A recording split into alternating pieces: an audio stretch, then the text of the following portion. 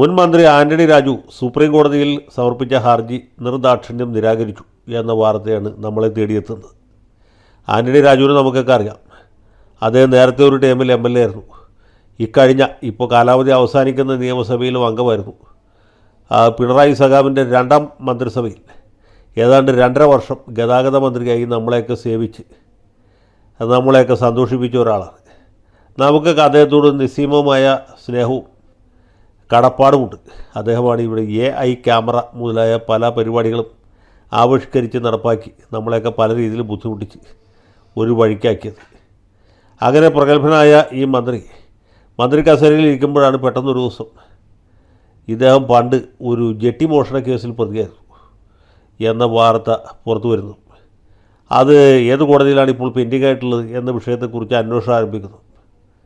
അന്ന് മനോരമ ന്യൂസ് ചാനലിൽ പ്രവർത്തിച്ചിരുന്ന, ഇപ്പോൾ ട്രീ കട്ടർ ചാനലിലേക്ക് കൂടുമാറിയ അനിൽ ഇമ്മാനുവൽ എന്നു പേരുള്ള ഒരു മാധ്യമപ്രവർത്തകൻ ഇത് അന്വേഷിച്ച് കണ്ടുപിടിച്ച് നെടുമങ്ങാട് കോടതിയിൽ കഴിഞ്ഞ എത്രയോ കൊല്ലങ്ങളായിട്ട് കെട്ടിക്കിടക്കുകയാണെന്നും ഇദ്ദേഹം ജെട്ടി മോഷ്ടാവ് ഇപ്പോഴും യോഗ്യനായിട്ട് മന്ത്രിയായിട്ട് തുടരുകയാണ് എന്നുള്ള വാർത്ത പുറത്തു വരുന്നു.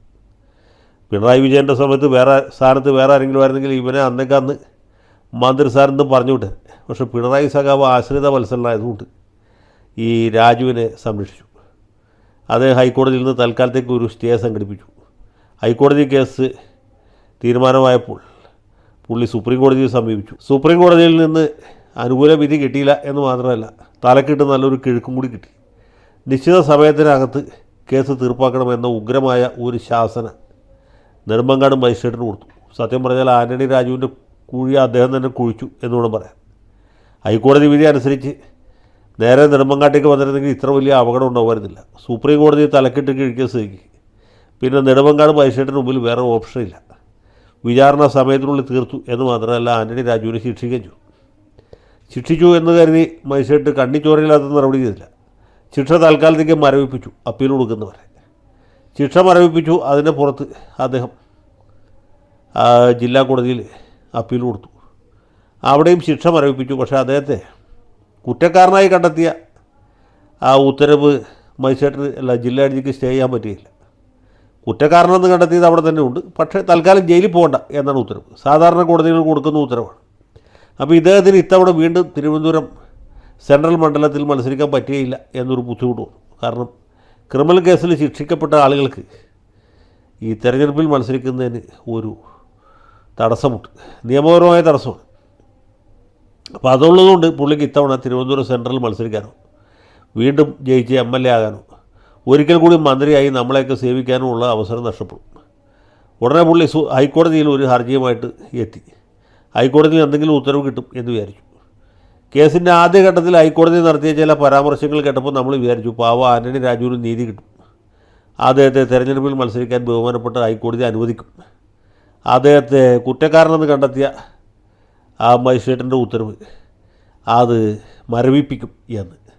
പക്ഷേ എന്തു ചെയ്യാം, ഈ ഹൈക്കോടതിയെക്കുറിച്ച് ആന്റണി രാജുവിന് വലിയ ധാരണയില്ല. ഹൈക്കോടതി ജഡ്ജി ഇദ്ദേഹത്തിൻ്റെ അപേക്ഷ നിർദാക്ഷിണ്യം തള്ളി. അപ്പോൾ അദ്ദേഹത്തിന് തിരഞ്ഞെടുപ്പിന് മത്സരിക്കാൻ പറ്റാത്ത അവസ്ഥ. കാരണഭൂതനാണെങ്കിൽ തിരുവനന്തപുരം സെൻട്രൽ മണ്ഡലം ഒഴിച്ചിട്ടിരിക്കുകയാണ്. ആന്റണി രാജു ഹൈക്കോടതിയിൽ നിന്ന് അനുകൂല ഉത്തരവായിട്ട് വരും. അപ്പോൾ അദ്ദേഹത്തെ തന്നെ മത്സരിപ്പിക്കാം എന്ന് കരുതി. അങ്ങനെ ആന്റണി രാജുവിന് അനുകൂല ഉത്തരവ് കിട്ടിയില്ല, അദ്ദേഹത്തിന് മത്സരിക്കാനും പറ്റിയില്ല. LDF അവസാന നിമിഷത്തിൽ കരമന ഹരി എന്ന മറ്റു പേരുള്ള ഒരു സിനിമാ നടനെ എവിടെ നിന്ന് ഓടിച്ചിട്ട് പിടിച്ച് സ്ഥാനാർത്ഥിയാക്കി മത്സരിപ്പിക്കുകയാണ്. അദ്ദേഹം ജയിക്കുമോ MLA ആകുമോ ജനങ്ങളെ സേവിക്കുമോ എന്നൊന്നും പറയാൻ ഞാൻ ആളല്ല. ഏതായാലും ആന്റണി രാജുവിന് മത്സരിക്കാൻ പറ്റിയില്ല. തിരുവനന്തപുരം സെൻട്രൽ അദ്ദേഹത്തിന് വോട്ട് ചെയ്ത് അദ്ദേഹത്തെ വിജയിപ്പിച്ച് അദ്ദേഹത്തെ ജനപ്രതിനിധിയാക്കി, കഴിയുമെങ്കിൽ അദ്ദേഹത്തെ മന്ത്രിയാക്കാൻ താല്പര്യപ്പെട്ടിരുന്ന ഒരുപാട് ജനാധിപത്യ വിശ്വാസികളുണ്ട്. അവർക്കും ഒരു അവസരം നഷ്ടപ്പെട്ടു. അപ്പോൾ ഈ ഘട്ടത്തിൽ ആന്റണി രാജു ഞാനിപ്പോൾ ഏറ്റവും ആദ്യം പറഞ്ഞ ഒരു ഹർജിയുമായിട്ട് സുപ്രീം കോടതിയെ സമീപിച്ചു. സുപ്രീം കോടതിയിൽ നിന്ന് അനുകൂല ഉത്തരവ് കിട്ടിയാലും ആന്റണി രാജുവിന് തെരഞ്ഞെടുപ്പിൽ മത്സരിക്കാൻ പറ്റുകയില്ല. നമുക്കെല്ലാവർക്കും അറിയാം. കാരണം തെരഞ്ഞെടുപ്പ് കഴിഞ്ഞു പോയി. ഇനി 5 കൊല്ലം കഴിഞ്ഞാലേ തെരഞ്ഞെടുപ്പുള്ളൂ. പക്ഷേ ഈ ഘട്ടത്തിലും അവനവൻ്റെ നിരപരാധിത്വം ബോധ്യപ്പെടുത്തി കോടതിയിൽ നിന്ന് അനുകൂല ഉത്തരവ് സമ്പാദിച്ച് തിരുവനന്തപുരം സെൻട്രലിലെ മാത്രമല്ല കേരളത്തിലെ 140 മണ്ഡലങ്ങളിലെയും ജനങ്ങളുടെ മുമ്പിൽ നെഞ്ചി വിരിച്ച് നടക്കാനുള്ള അമിതമായ ആഗ്രഹം കൊണ്ടാണ് ശ്രീ ആന്റണി രാജു സുപ്രീം കോടതിയെ സമീപിച്ച് മജിസ്ട്രേറ്റ് കോടതിയിൽ കിട്ടാത്ത നീതി ജില്ലാ കോടതിയിൽ നടക്കാത്ത ന്യായം, ഹൈക്കോടതിക്ക് ബോധ്യപ്പെടാതെ പോയ ഇദ്ദേഹത്തിൻ്റെ നിഷ്കളങ്കത, ഇതെല്ലാം സുപ്രീം കോടതിയിൽ തെളിയിച്ച് പുള്ളിയുടെ നേരസ്ഥത വ്യക്തമാക്കി. പത്രക്കാരുടെ ഭാഷയെ പറഞ്ഞാൽ അഗ്നിശുദ്ധി തെളിയിച്ച് ട്രിവാൻഡ്രത്തെ കൂടി നെഞ്ചു വിരിച്ച് നടക്കാമെന്നുള്ളതായിരുന്നു പുള്ളിയുടെ പ്ലാൻ. എന്ത് ചെയ്യാം, സുപ്രീം കോടതി വീണ്ടും പഴയ പരിപാടി ആവർത്തിച്ചു. ഇദ്ദേഹത്തിൻ്റെ ഹർജി നിഷ്കരണം തള്ളി. ഫയലിൽ സ്വീകരിക്കുക പോലും ചെയ്തില്ല, നോട്ടീസ് പോലും വായിച്ചില്ല.